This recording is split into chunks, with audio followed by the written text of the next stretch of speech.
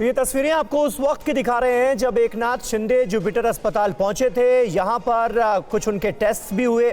Malaria और dengue को लेकर टेस्ट किया गया था, हालांकि दोनों ही रिपोर्ट्स नेगेटिव आई हैं। फिर फीवर क्यों आ रहा है, बुखार क्यों आ रहा है, बार बार ये जांच का विषय है। लिहाजा जुपिटर अस्पताल के डॉक्टर्स ने उन्हें एडमिट कर लिया है हॉस्पिटल में। कुमार कुंदन हमारे सहयोगी इस वक्त मौजूद हैं। कुमार, अब क्या इसकी वजह से जो तमाम कार्यक्रम हैं उनमें देरी भी हो सकती है, क्योंकि काफ़ी दिनों से बीमार चल रहे हैं एकनाथ शिंदे, और क्या इस बात के आसार ज़्यादा हैं कि 5 तारीख को जो शपथ ग्रहण हो फिर उसमें बाकी मंत्रियों को शपथ ना दिलाई जाए, जो सीएम हैं और डिप्टी सीएम हैं सिर्फ वही शपथ लें? देखिए, जिस तरीके से शपथ ग्रहण कार्यक्रम को ग्रैंड बनाने की कोशिश की गई है, लगभग 70 के आसपास वीवीआईपी होंगे और वीवीआईपीज भी आ रहे हैं, तो ऐसी स्थिति को ध्यान में रखते हुए बड़ा मुश्किल है कहना कि शायद ये व्यवस्था में कोई तब्दीली की जाए। लेकिन इतना ज़रूर है कि तबीयत खराब होने का असर शपथ ग्रहण समारोह पर साफ दिखेगा। कल ही देवेंद्र फडणवीस ने बाकायदा उनसे फ़ोन से बात की थी और बताया जाता है कि दिल्ली जब ये पहुंचे थे तो बदलते मौसम का शिकार हो गए, और इनके बॉडी लैंग्वेज को भी दिल्ली में जब फोटोग्राफ्स आए थे तो आपने देखा होगा कि अमित शाह के साथ इनके चेहरे पे खुशी नहीं थी। हालांकि उस खुशी को लोगों ने मंत्री पद से जोड़कर देखा था, लेकिन शिवसेना गुट के लोग ये कह रहे थे कि उनकी तबीयत अचानक वहाँ नासाज हुई, जिसकी वजह से उनके चेहरे में थोड़ी सी एक तरह से कह सकते हैं कि वो रौनक नहीं थी जो रौनक दिखती है। अब राजनीति में परसेप्शन का बहुत महत्व है। दिल्ली से मौसम बिगड़ा और वो बिगड़े हुए मौसम में उनको अस्पताल तक जाना पड़ा। नजर आ रहा है, ये भी एक अहम सवाल हो जाता है। इसलिए राजीव सिंह भी हमारे सहयोगी इस वक्त हमारे साथ जुड़ चुके हैं। राजीव, देखिए, जब सतारा में थे एकनाथ शिंदे और तबीयत खराबी की बात सामने आई, बुखार की बात सामने आई, तब भी एक सवाल पूछा जाने लगा कि भाई ये कहीं प्रेशर टैक्टिक्स तो नहीं है, गृह मंत्रालय चाहते हैं एकनाथ शिंदे और इसलिए एक तरह का दबाव बनाने की कोशिश की जा रही है बीजेपी पर। अब तो वो अस्पताल में भर्ती हो गए।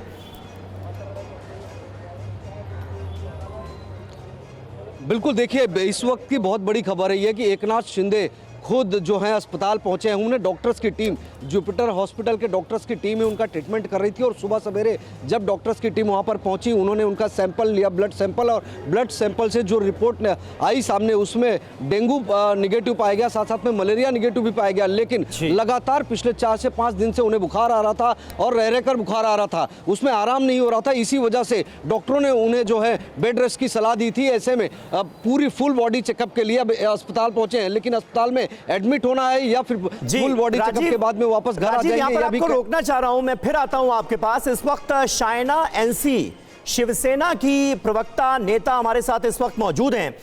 शायना जी, इस वक्त जो अहम खबर सामने आ रही है, जुपिटर हॉस्पिटल ठाणे पहुंचे हुए हैं एकनाथ शिंदे, उनकी तबीयत को लेकर कुछ और जानकारी आप दे पाएंगे? कैसी तबीयत है उनकी, हेल्थ कैसी है?